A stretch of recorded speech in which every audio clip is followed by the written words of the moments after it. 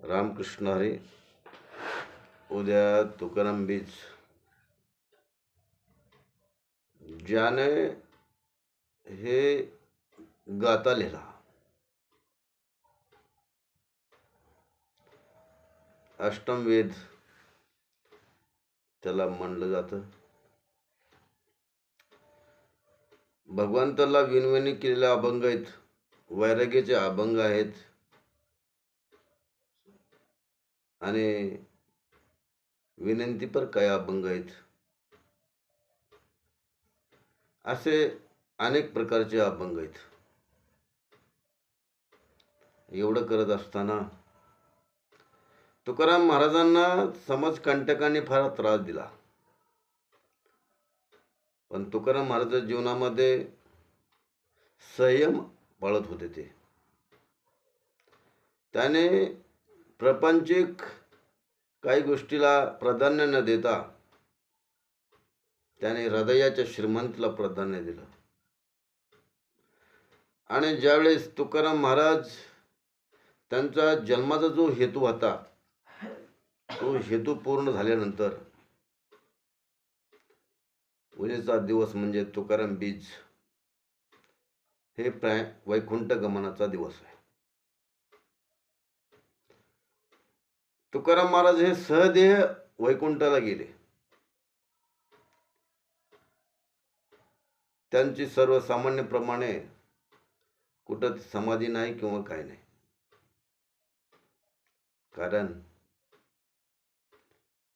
सर्वच तुकाराम महाराजांनी समाज कल्याणासाठी अर्पण केलं.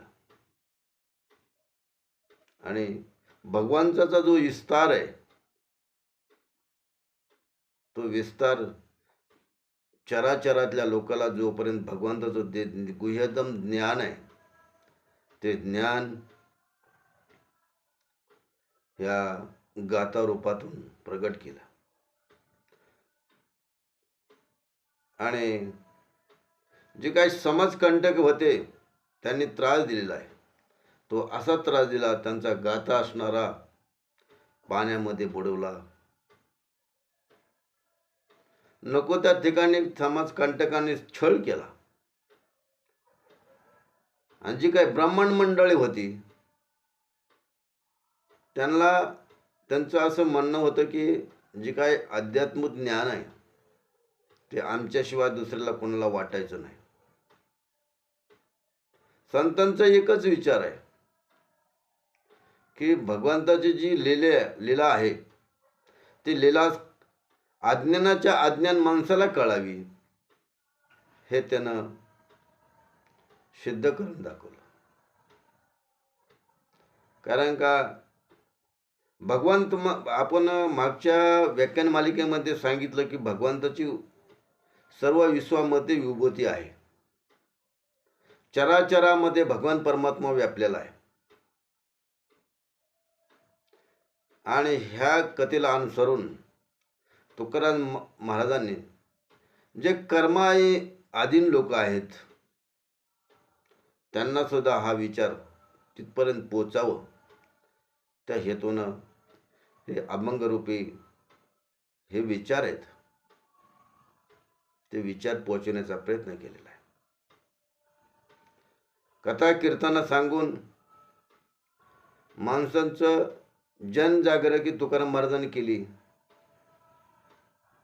आणि त्यातून भगवत लीलेचा प्रसार केलेला आहे. असं जगतावर तुकाराम महाराजांचा असंख्य उपकार आहेत. ते उपकार न फेडण्यासारखं त्यांनी केलेलं आहे. आणि शेवटी ज्याच्यासाठी जन्म घेतला होता ते कार्य पूर्ण झाल्यानंतर ते ह्या तुकाराम बीज ऐन 12 वाजता ते वैकुंठ गमन झालेले आहेत. आणि त्यावेळेस खुद तीर्थक्षेत्र आहे देहू या ठिकाणी ज्यावेळेस 12 वाजता नांदरुकीचं झाड एक त्या ठिकाणी आहे. ते झाड हलतं आणि हल्ल्यानंतर तुकाराम महाराज गमनांची वेळ हे सिद्ध होते. असं तिथला फार मोठा महिमा आहे. आणि तुकाराम महाराजांच्या जीवनामध्ये सर्वस्व भगवान परमात्म्याला त्यांनी समर्पित केल्यामुळं त्यांचा कारभार तुकाराम महाराजांचा स्वतः पांडुरंग पाहत होते. एकदा तुकाराम महाराज व्यापार करत असताना, मिरच्याचा व्यापार करत असताना ते उधारीवर देत असत. तुकाराम महाराज म्हणजे एकच भूमिका होती, ती अशी, समोरचा गरीब आहे त्याला मदत करणं म्हणजे उदार अंतःकरणाचे तुकाराम महाराज होते. आपल्याला काही नाही राहिलं तरी शिल्लक तरी चालेल, पण समोरचा माणूस उपाशी राहता कामा नये. हे संत मानण्याची अंतर्यामी जी काही कळकळ आहे, ते कळकळा त्यांच्या आचरणातून पाहायला मिळतो. आणि संत आहेत ते समोरचा आधी म्हणजे आईच्या विचाराचे आहेत. आई आपल्या मुलाला भूक लागली तर ते अगोदर आपल्या मुलाला वाढते, नंतर आपल्याला काही राहू न राहू त्याचा विचार न करता मुलाचं पोट भरल्यानंतर तिला मुलाच्या चेहऱ्यावर जो आनंद आहे ते आनंद पाहूनच समाधान वाटतं आणि तिचे त्या ठिकाणी तृप्ती होते. जीवनामध्ये संत आहेत म्हणून मजा आहे. संत विचारामुळं भगवान परमात्मा कसा आहे, भगवंताने आपल्यावर काय कार्य केले, भगवंत आपल्या संग कसा राबत आहे हे तिने सिद्ध करून दाखवलं. आणि आपल्याला याच उद्या तुकाराम बीजम निमित्त एकच आपल्या आचरणाचा आणण्याचा एकच योग आहे,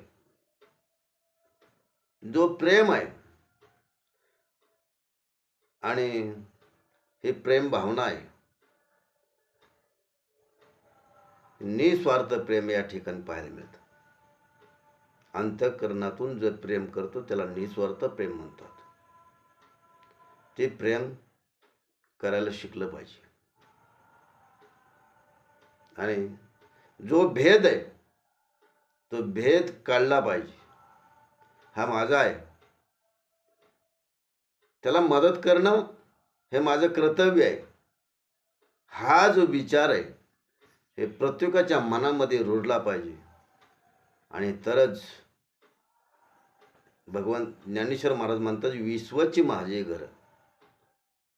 प्रत्येक साधू संताने प्रत्येक समाजामध्ये संत होऊन गेले. प्रत्येक साधू संतांचा विचार एकच, समाज जागृत झाला पाहिजे.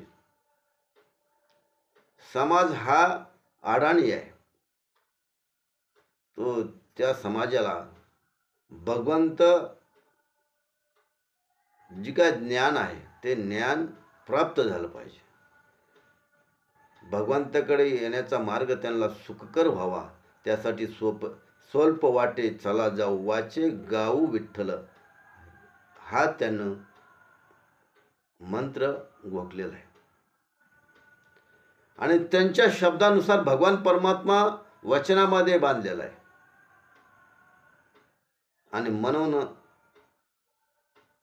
जीवन साफल्य होऊ शकतं.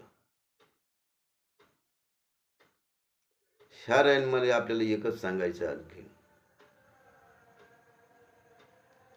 आपला जो निस्वार्थ प्रेम करायला शिकल्यानंतर त्या ठिकाणी भेदभाव काहीच उरत नाही. ज्या पदावर आहेत